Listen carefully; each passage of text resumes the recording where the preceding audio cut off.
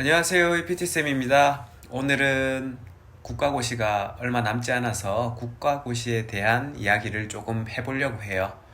약간의 제가 경험을 먼저 했으니까 그 경험에 대해서도 약간 이야기를 드리고 약간의 팁도 조금 제가 말씀을 드려볼게요. 국가고시는 1년에 딱 한 번만 있고요. 그리고 합격률이 90% 정도 가까이 되는 그러한 국가고시 시험이죠. 거의 이름 잘 적고 문제만 잘 읽어도 국가고시는 합격할 수 있다고 할 정도예요. 국가고시를 합격한 사람들이 이야기를 이렇게 하죠. 그죠? 어, 자, 제가 조금의 꿀팁을 드리자면 첫 번째는 문제에 대한 자신감이 필요해요. 문제에 대한 첫 번째는 자신감. 제가 말씀드렸잖아요. 그죠? 국가고시 합격률이 90% 정도 되는데 자신감을 무조건 가져야 돼요. 떨어질 수가 거의 없죠. 그렇기 때문에 자신감을 먼저 가져야 된다. 두 번째, 모의고사 무조건 푸시고 맞는 문제더라도 운으로 맞췄다면 틀렸다고 생각하시고 틀린 문제는 당연히 틀렸으니까 모의고사 풀이를 하셔야 돼요. 풀이를 하시는데 풀이에 대한 팁은 틀린 문제가 있다. 그거에 대한 근거를 학교 때 배우는 책에다가 줄을 그으시고 이렇게 줄을 긋다가 보면 모의고사 1회, 2회, 3회, 4회 가다 보면 줄 끊는 곳에다만 줄이 끄여지게 돼 있어요. 이런 작업을 하다 보면 이런 문제가 많이 나온다는 것을 알 수 있겠죠. 줄을 계속 끊는 부위에 많이 끊게 되니까. 그죠? 이렇게 모의고사 풀이는 꼭 하셔야 되고요. 또 모의고사 이렇게 풀이를 한 다음에 뭐 식사를 하러 가실 때나 아니면 주무시러 가시기 전에 기숙사 그럴 때 A4 용지를 딱 가지고 와서 반으로 접습니다.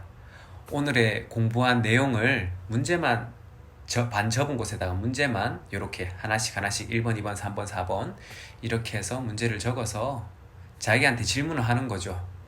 얼굴 근력 평가에 대해서 이야기를 해보세요. 이런 식으로 제로, 트레이스, 푸어, 페어, 굿, 노멀이 있는데 보통 사지의 근력은 근데 얼굴 근력 같은 경우에는 가운데 영어로 동그라미가 2개 들어간 거는 얼굴 근력 평가에서는 없어요. 예를 들어 푸어랑 굿이라는 등급은 없거든요.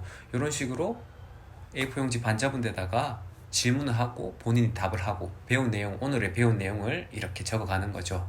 무슨 말인지 아시겠죠? 나름의 팁이고 세 번째 모의고사 풀이를 했고 그 다음 세 번째는 또 첫 번째랑 비슷한데 자기 자신에 대한 자신감이 있어야 돼요. 확신이 있어야 돼요. 무슨 말이냐? 국가고시 다 거의 뭐 며칠 안 남겨두고 한 달 이전으로 해가지고 막 문제가 막 돌 거예요. 뭐 찌라시 같은 그죠? 예전에 나왔던 문제 이런 거 도는데 너무 그런 데다가 연연하지 마세요. 본인이 하던 공부 꾸준하게 계속 하시면 되는 거예요. 무슨 말인지 아시겠죠?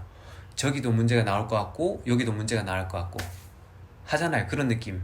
자신감이 본인 자신한테 자신감이 없어서 그런 거기 때문에 주변에 너무 그런 거 신경 쓰시지 말고 본인이 문제를 많이 풀고 풀이를 많이 하다 보면 자기 자신에 대한 자신감이 생기게 돼요.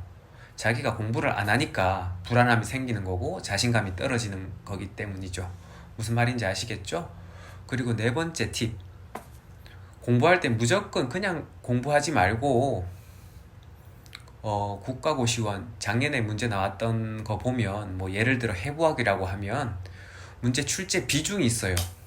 해부학에서도 뭐 세포도 있고 근육도 있고 관절도 있고 뭐 신경도 있고 호르몬도 있고 기타 등등 여러 가지가 많잖아요. 근데 국가고시에 잘 나오지 않는 그런 과목이 아니고 단원들을 너무 깊게 공부할 필요가 없다는 거죠. 그죠? 해부학에선 솔직히 뼈, 관절, 근육, 신경이 제일 많이 나오는 부분인데 그러한 부분을 좀 심도 있게 보는 게 아니라 오히려 막 이런 부분 이제 치아 이런 것도 나오거든요. 치아 개수 이런 것도 나온단 말이에요. 뭐 치아에 대해서 엄청나게 막 파고들 필요는 없다, 이런 말씀을 드리고 싶고요. 그러니까 요약을 하면 출제 비율이 높은 단원을 먼저 공부를 하고 그 단원에 대해서 조금 더 깊게 공부를 하면 돼요. 출제 비중이 높은 부분부터. 그리고 5번째 팁. 보통 국가고시는 1교시, 2교시, 3교시로 되어 있잖아요. 1교시는 보통 어떤 과목이 있냐면 의료법규, 그리고 해부학도 있고 질환별 물리치료도 있고, 그죠? 거기다가 마지막 공중보건학도 있고, 그리고 2교시는 뭐 전기치료, 운동치료, 개론, 뭐 보통 2교시는 너무 어렵진 않아요. 보통 해부학을 조금 보고 운동치료를 조금 안다고 하면 2교시에서 꽈락 날 일은 거의 없어요. 그리고 마지막 3교시 실기죠. 근데 제가 봤을 때는 이 공부를 할 때는 1교시랑 3교시에서 국가고시 꽈락이 되게 많이 나거든요. 보통 떨어지는 이유가 보통 1교시, 3교시에서 꽈락이 많이 나기 때문에 국가고시 공부할 때는 1교시랑 3교시 위주로 공부를 하세요. 예. 특히 공중보건 그리고 의료법규는 계속 최근에 1년 정도 남겨놓고 계속 업데이트가 되기 때문에 한 50일 때부터는 무조건 그 2개는 먼저 잘 봐야 돼요. 그리고 질환별 물리치료 또 꽈락이 많이 나는 과목이고, 해부학에서는 꽈락이 생각보다 잘 나진 않아요. 예. 그리고 3교시 실기를 공부하잖아요. 공부를 1교시, 3교시 따로 하지 말고 공부할 때는 실기라고 해서 다른 게 있는 게 아니고 그림이 그냥 추가가 되는 거예요. 그림을 또 팁을 하나 드리면, 그림을 보고 풀 수 있는 문제도 있고 지문만 읽어서 풀 수 있는 문제도 있단 말이에요. 그러니까 실기나 1교시 위주로 공부를 하고 모르는 문제가 있더라도 당황하지 말고, 실기 문제를 풀 때는 당황하지 말고 문제를 읽어보고 분명히 맞는 문제를 찾으시오, 틀린 문제를 찾으시오, 이렇게 하면, 이렇게 오답을 소거를 해나가면 충분히 그림을 보지 않더라도 풀 수 있기 때문에 그런 식으로 진행을 하시면 돼요. 그래서 1교시, 3교시를 공부를 같이 하셔야 돼요. 아시겠죠?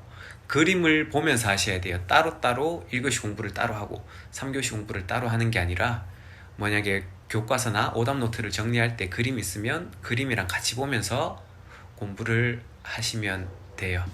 아시겠죠? 이렇게 짧게 국가고시 팁이라고 해야 되나요? 그냥 제 경험에 대해서 좀 말씀을 드렸고, 너무 어렵진 않아요. 국가고시 합격을 하고 나면 보통 어렵지 않다고 하는데, 다 지나고 나면 별거 아니라고 생각이 들 거고, 그리고 마지막 한 가지 제가 말씀드리고 싶은 거는, 국가고시 10일 전이나 20일 전이나 치고 나서나 어쨌거나 치고 나서는 찝찝함이 무조건 있기 때문에 그건 당연한 거예요. 결과가 나오기 전까지는 당연한 거니까 너무 소갈이 할 필요 없이 국가고시 여러분들이 준비한 거 꾸준하게 준비를 해서 시험을 잘 치시면 될 것 같아요. 얼마 남은 국가고시인데 준비 잘 하시고, 또 오늘의 영상은 여기까지 찍겠습니다. 또 다음에 뵐게요.